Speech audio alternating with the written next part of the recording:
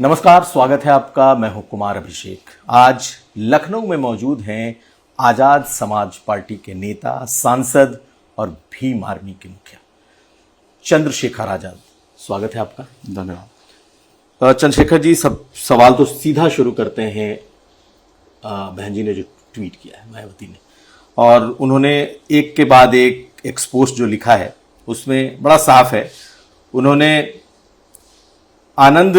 आकाश आनंद के उतार चढ़ाव ने मुख्य नेशनल कोऑर्डिनेटर बनाने से बहुत सारे लोगों की बेचैनी स्वाभाविक है, नंबर 1।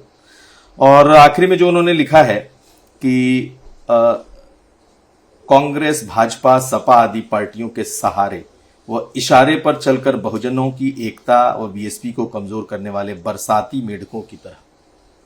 ये दोनों शब्द ऐसे हैं जो डायरेक्ट तो नहीं, लेकिन आपकी तरफ ही इशारा कर रहे हैं। आप जबरदस्ती ऐसे नहीं, चलिए किसकी तरफ नहीं करिए, बताइए। ये तो वो बता सकती है ना भाई, आपके सूत्र हैं बहुत सारे, आप उनसे पूछ लो, या उनकी पार्टी के बड़े नेता उनसे पूछो कि भाई ये किसके लिए लिखा। मेरे लिए लिखती तो मेरा नाम लिखती, कई बार लिखा है उन्होंने नाम। बहन जी हमारी बड़ी सम्मानीय नेता है और मैं आजीवन उनके दीर्घायु और उत्तम स्वास्थ्य की मंगल कामना करता रहूंगा। मैं कल भी उनका सम्मान करता हूं, तो आज भी सम्मान करता हूं, और जब जीवन पर्यंत, जब तक जीवन रहेगा, सम्मान उनका करता रहूंगा। लेकिन आप जबरदस्ती ये क्यों कह रहे हैं कि उन्होंने मेरे लिए लिखा है? मेरे लिए लिखती तो मेरा नाम लिखती कि चंद्रशेखर ऐसा कर रहे हैं। आपको लगता है कि आपके लिए नहीं? हाँ, आपको लगता है मेरे लिए? तो बरसाती मेंढक, हाँ। बेचैन होना, ठीक है, आपको क्या लगता है किसके लिए? अच्छा, आप ये बताओ, वो ऐसा क्यों लिखेंगे बरसाती मेंढक? आप सोचो, क्या वो बहुजन समाज के लोगों को बरसाती मेंढक समझती है? आप ये कहना चाहते हैं? क्या बहुजन समाज के पढ़े लिखे युवा बरसाती मेंढक है? नहीं, आप चैलेंज कर रहे हैं ना। मैं तो उनको नहीं चैलेंज कर रहा हूं, वो तो सत्ता में नहीं है। हम तो यहाँ सत्ता प्राप्ति के लिए जो 15 साल का सूखा पड़ा हुआ है 2012 से 27 तक, वो सूखा खत्म हो, इसके लिए हम तो समाज को जगाने का काम कर रहे हैं। मैं नहीं मानता कि वो बहुजन समाज के युवाओं को बरसाती मेंढक कहेगी। आप कह रहे हैं कि उन्होंने हमारे लिए लिखा है। ऐसी भाषा बहुजन मिशन जो कभी हुई नहीं। वो तो मानवता को मानने वाले लोग हैं बहुजन मिशन के लोग। वो भी बहुजन मिशन की बड़ी नेता है, और मानवतावादी जो है वो तो जीव का भी सम्मान करते हैं। तो आपको ऐसा क्यों लिखता है? मैं तो इसलिए नहीं मान रहा हूं कि मेरे लिए हो सकता है। आप मानो कुमार भाई, आज की जो सिचुएशन है, निजीकरण जिस तरह से बढ़ रहा है और भर्तियों में जिस तरह घोटाले हो रहे हैं। नहीं, भर्ती पे मैं आता हूं। एक सेकंड मैं पूरा कर देता हूं। और जिस तरह से सरकारी नौकरियों को निजीकरण के जरिए खत्म किया जा रहा है, आरक्षण खत्म हो रहा है, कमजोर वर्गों को सांस लेने की भी स्थिति उनकी बिगड़ रही है, उनकी तरक्की के सारे रास्ते बंद हो रहे हैं। ऐसे में हम तो उनकी तरक्की के लिए लड़ रहे हैं, उनको जगाने के लिए, उनकी हिम्मत बनाने के लिए और लोकतंत्र में उनकी शक्ति बनाने के लिए लड़ रहे हैं। तो लड़ने वाले लोगों को, पुराने लोग कुछ इस तरह के शब्द यूज करें, मैं इसको सही नहीं मानता कि वो मेरे लिए होंगे। लेकिन आपको लगता है कि आपका मिशन और उनका मिशन एक है, ये आप मानते हैं? बहन जी का, मायावती का जो भी मिशन है और जो आपका मिशन है वो एक मिशन है। बिल्कुल एक मिशन है। तो एक साथ क्यों नहीं? अब ये मेरे हाथ में नहीं है ना भाई। कोई भी एकजुटता एक तरफ से नहीं हो सकती है, उसके लिए दोनों तरफ की आवश्यकता होती है।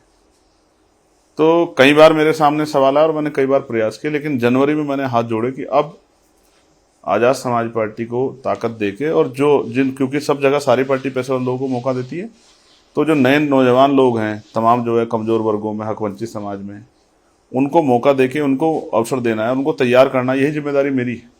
मेरी जिम्मेदारी ये नहीं थी कि मुझे सांसद बनना है। सांसद बनने की जिम्मेदारी का तो सिर्फ एक जो है, ये दर्पण कुछ लोगों को दिखाना था, जो लोग कहते थे कि वो पार्षद नहीं बन सकते, वो जिला पंचायत सदस्य नहीं बनते। उनको ही बताना था कि काबिलियत महलों की मोहताज नहीं होती है, और जिसके बाप दादा राजनीति में नहीं हुई तो ऐसा नहीं कि वो राजनीति नहीं कर सकता। मान्यवर काशीराम के परिवार से तो कोई भी नहीं था, बाबा साहब अम्बेडकर के परिवार से भी कोई नहीं था, तो वो तो कानून मंत्री बने। मान्यवर काशीराम साहब इतने बड़े नेता रहे पूरे उत्तर भारत के। तो इस आधार पर अगर किसी को नीचा दिखाने का काम कोई करेगा, तो फिर वो न्यूटन का एक नियम है, जिसको जितनी तेजी से दबाया जाएगा वो उतनी तेजी से निखर के आएगा। तो समाज ने हमें ताकत देकर भेजा। जितने वोट से देश के प्राइम मिनिस्टर जीते, लगभग उतने वोट से हम जीते, और तब जीते जब दो ही धड़ों में बटा हुआ था देश। एक अलायंस जो भाजपा का था, दूसरा कांग्रेस वाला अलायंस था। तब लोगों ने हमें वोट दी, तो हमने अपने आप को साबित किया। भीम आर्मी आजाद समाज पार्टी ने खुद को साबित किया, अपनी शक्ति दिखाई, अपना संघर्ष दिखाया, और इस पैसे वाले दलों के सामने अपनी जो है अपने दल की क्षमता दिखाई, अपने कार्यकर्ताओं की मेहनत दिखाई। तो हमने तो खुद को साबित किया है। नहीं तो आपको लग नहीं रहा है कि आप सीधा थ्रेट हैं? चंद्रशेखर आजाद कहीं ना कहीं इस बहुजन मूवमेंट या फिर जो दलित पॉलिटिक्स है उसके एक प्रतीक बनकर उभरे हैं और यही खतरा, यही थ्रेट होगा। दलित पॉलिटिक्स है कहाँ यहाँ? यहाँ तो तमाम पार्टियों में दलित समाज के गुलाम लोग बैठे हुए हैं, जिनकी इतनी हिम्मत नहीं कि वो अपने नेताओं से इस समाज पे होने वाले अन्याय के लिए एक शब्द बुलवा दे। यहाँ तो दलित, मुसलमान और पिछड़े वर्ग के लोग जो हैं वो पिस रहे हैं, उनसे वोट ली जाती, कभी उनकी चर्चा नहीं होती, कभी उनकी बात नहीं होती। यहाँ तो अगर राजनीतिक शक्ति किसी के पास है तो वो सामान्य जाति के लोगों के पास है। उसका उदाहरण मैं आपको बताता हूँ। EWS 3 दिन में लागू हो गया और जातिगत जनगणना की मांग उससे 1931 से चली आ रही है, अब तक नहीं पूरी हुई गणना की मांग। तो जातीय जनगणना हो रही है ना? कहाँ हो रही है? सरकार ने तो ऐलान कर डेट दिया बता दो कब हो रही है।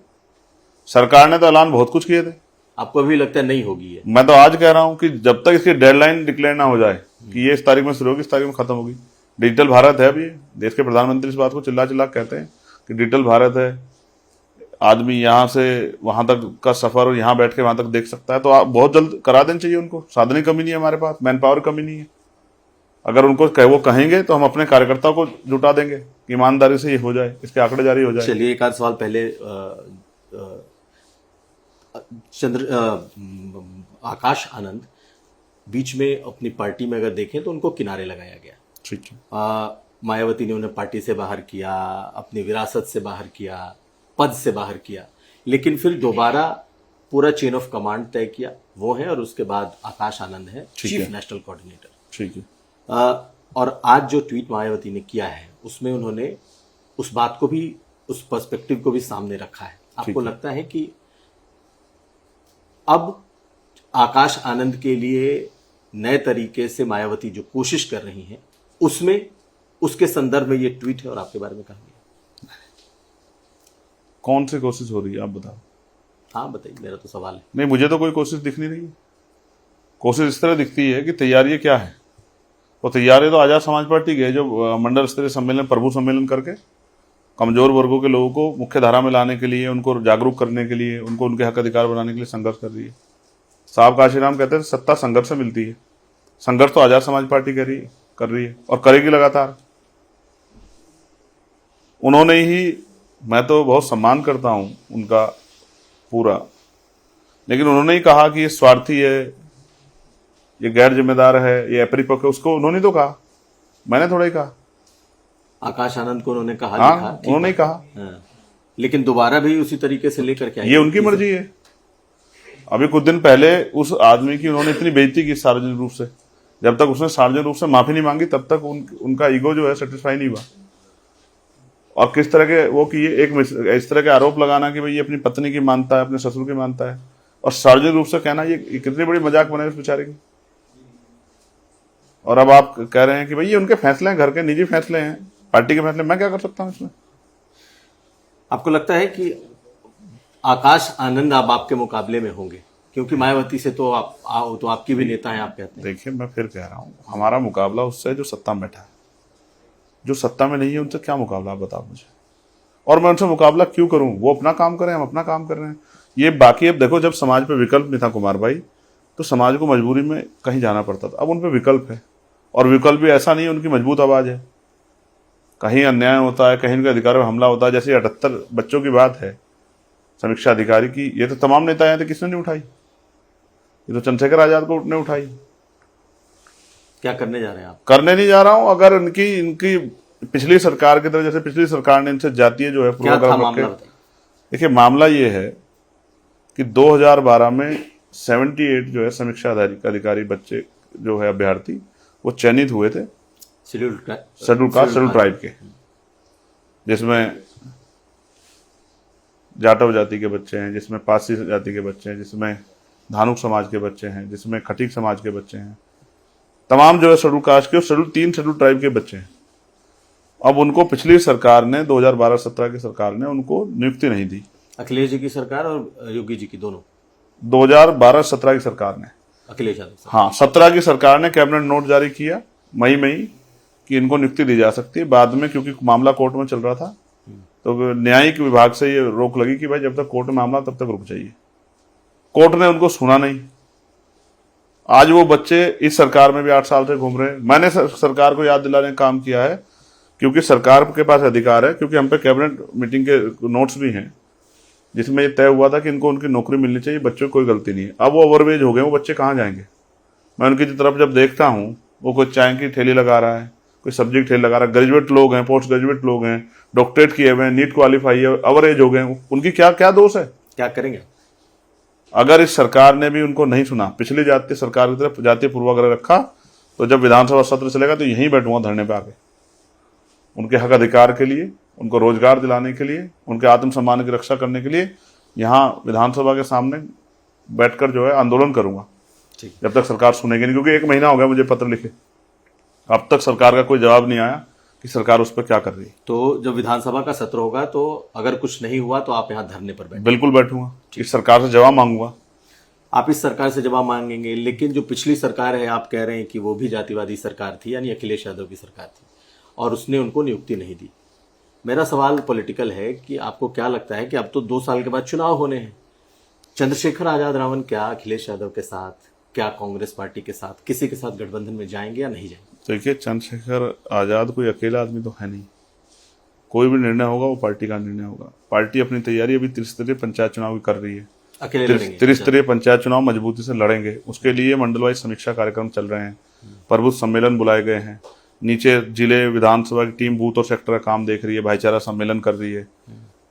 18 मंडलों में सम्मेलन होने, 5 में हुए हैं, 5 में सम्मेलन हुए, लखनऊ तक बात आई है, तो पूरे प्रदेश में हल्ला मच रहा है। अभी 13 सम्मेलन के बाद देखना आप क्या होगा।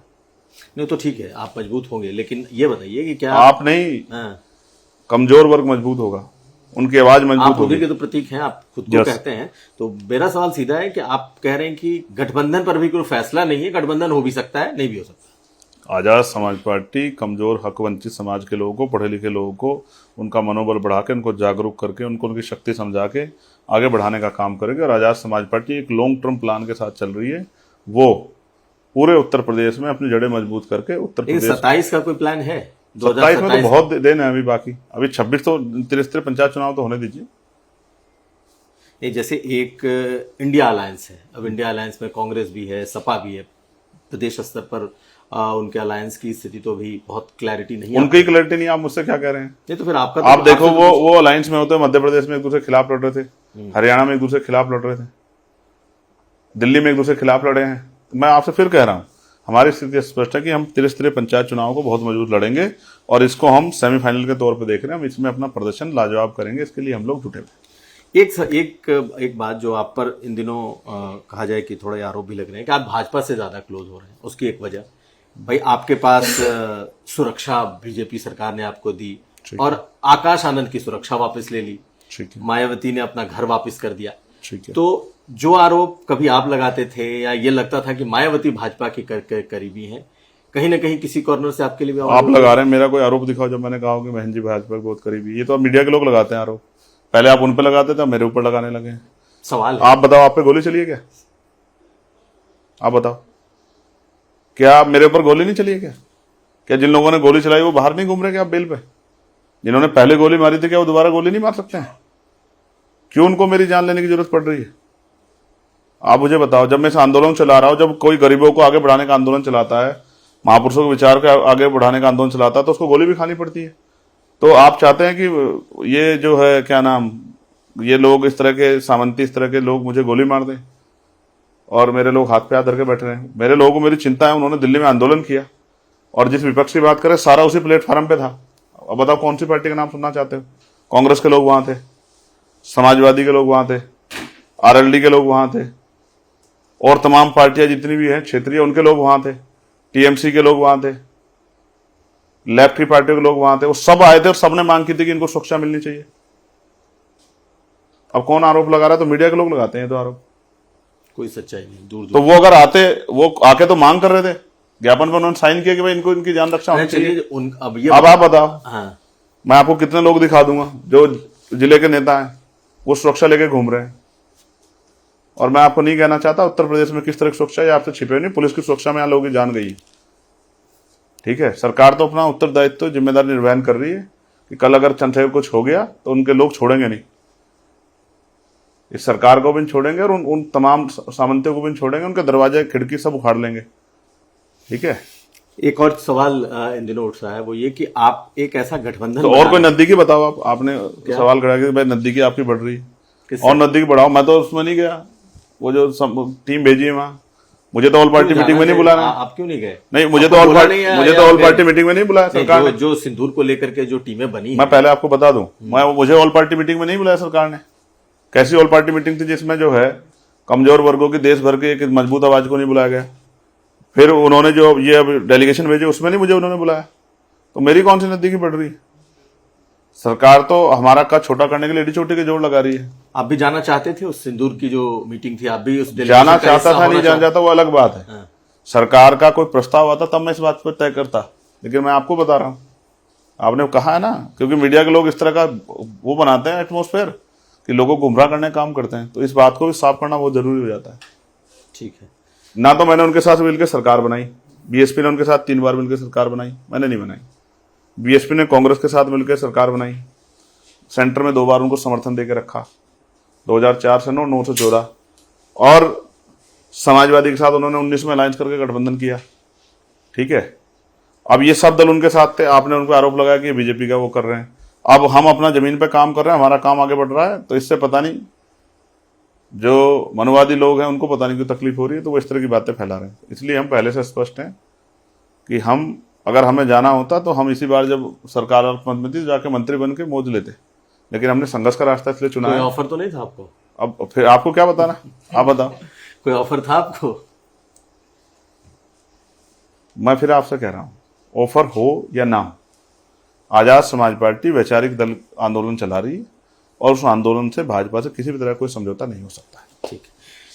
एक सवाल और ये कि आपका इन दिनों जो आपकी पॉलिटिक्स देखी जा रही है, आप मुस्लिम और दलित कॉम्बिनेशन को लेकर के आप पहले से चल रहे हैं, और खास करके वक्फ को लेकर के आपने बहुत सभाएं शुरू की हैं, तो वक्फ को लेकर के क्या आपका वही स्टैंड है? जो स्टैंड पार्लियामेंट में था कि जब तक ना बदले जालिम हुकूमत का मिजाज, एहतजाज एहतजाज एहतजाज, वही था और वही है। और मैं फिर इस बात को जानता हूँ, BTMC एक्ट जो है, बोधगया में जो आंदोलन चल रहा है, ये उसी पिछली इस तरह की प्रक्रिया की देन है। तो 2 अलग अलग विचारधारा जब उनको मिलाया जाएगा और उनमें समन्वय नहीं होगा तो उसके परिणाम हानिकारक होंगे, लंबे समय तक विवाद की स्थिति बनी रहेगी। तो आप चाहते क्या है? और मैं सिर्फ दलित मुस्लिम को नहीं, तमाम पिछड़े वर्ग को लेके और सामान्य जाति के भी जो गरीब कमजोर तमाम लोग हैं जिनको भी परेशानी है, उनकी भी आवाज बनने के लिए संघर्ष कर रहा हूँ। जब मैं पुलिस की आवाज उठाता हूँ तो क्या पुलिस में सिर्फ शेड्यूल कास्ट शेड्यूल ट्राइब के या मुस्लिम वर्ग के लोग हैं? तमाम पिछड़े वर्ग के लोग, तमाम सामान्य जाति के लोग, मैं उनकी आवाज उठाता हूँ। अर्धसैनिक बलों की आवाज उठाता हूँ, आशा आंगनबाड़ी बहनों की आवाज उठाता हूँ, भोजन माताओं की आवाज उठाता हूँ, होमगार्डों की आवाज उठाता हूँ, अनुदेशकों की आवाज उठाता हूँ, ग्राम पंचायत सहायकों की, रोजगार सेवकों की, सबकी आवाज उठाता हूँ। तो इनमें क्या सिर्फ एक ही जाति के लोग हैं? अब मीडिया तो ऐसा माहौल बनाना चाहती है कि ये पुराने नेताओं पर भी रहा कि एक ही जाति का नेता दिखता रहे। अब मीडिया को इस चरित्र को बदलना चाहिए। मीडिया को इस तरह के चरित्र नहीं बनाना चाहिए जिससे कि किसी एक आदमी की इमेज को वो कमजोर करे। मीडिया का काम तो सच को सच कहना है। नहीं, इमेज किसी की, मैं आपका नहीं कह रहा हूँ, मैं तो एक जनरल बात बता रहा हूँ। बात हो रही है इसलिए कह रहा हूँ कि कोई यहाँ समाजवादी के लोग भी नहीं, तो नहीं, उनके बारे में भी तो बात हो रही है, या बसपा के लोग भी उनके बारे में बात हो रही है। अखिलेश यादव से आपके संबंध कैसे हैं? बुरे नहीं, बहुत बुरे नहीं, अच्छे, बहुत अच्छे, बहुत अच्छे भी नहीं। मुलाकात होती है इन जनरल, लोकसभा में सांसद है, वो भी सांसद है, हम भी सांसद हैं। उत्तर प्रदेश को लेकर के कोई चर्चा चुनाव को लेकर होती है, नहीं होती? और मैं आपके इंटरव्यू में बहुत पहले कह चुका हूं कि भाई उत्तर प्रदेश में आजाद समाज पार्टी अपनी तैयारी कर रही, क्योंकि हम पूरे 85% जो कमजोर वर्ग है उसको जोड़ने का प्रयास कर रहे हैं, और ये ईमानदारी का प्रयास ही सफल होगा। आप मेरी बात को याद रखना। चलिए, बहुत शुक्रिया बात करने के लिए। धन्यवाद आपका आने के लिए। तो हमारे साथ थे चंद्रशेखर आजाद, पटना में हैं और अपनी पार्टी के बड़े कार्यक्रम कर रहे हैं। कुमार अभिषेक, लखनऊ, आज तक।